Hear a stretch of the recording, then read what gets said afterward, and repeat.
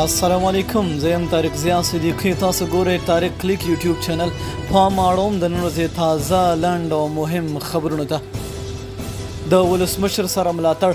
د هیواد په راتلونکو ولسمشریزو ټاکنو کې د افغانستان ستر قوم خضرخیلو د ولسمشر محمد اشرف غني په مشرۍ له دولت جوړونکي ټیم خپل ملاتړ اعلان کړ. ډونالډ ټرمپ. د امریکایي ولسمشر ډونالډ ټرمپ د سپټمبر په 23مه په نیویارک کې د ملګرو ملتونو د عمومي غونډې په څنډه کې د پاکستان وزیر اعظم عمران خان سره په یوې ګډې خبره کې غونډه کې ویل چې د کشمیر پر مسله د نوي دهلي او اسلام آباد ترمنځ منځګړیتوب ته تیار دی. طالبانو د هغه بریدګر نوم، انځور او ځای نشر کړی چې پرون د قندار په نظامي هوایي ډګر کې پر بهرنیو ځواکونو برید کړی دی.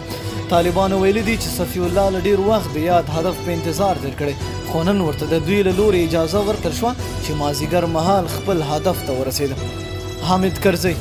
د افغانستان پخوانی ولسمشر حامد کرزی د هلمند په موسی کلا ولسوالۍ کې د واده پر مراسمو د امریکایي پوځیانو له لورې شوي هوایي برید بشر ضد جنایت بللی او هیوادوالي ملي اتحاد ته رابللی دي. یاد برید تېره شپه د واده پر مراسمو ترسره شو چې له امله یې تر اویا ډېرو ملکي وګړو ته مرګ ژوبله واوښته. دا و د نن ورځې خبرونه. د نورو خبرونو لپاره زموږ چینل سره اوسئ. تر بلې ویډیو د الله په امان.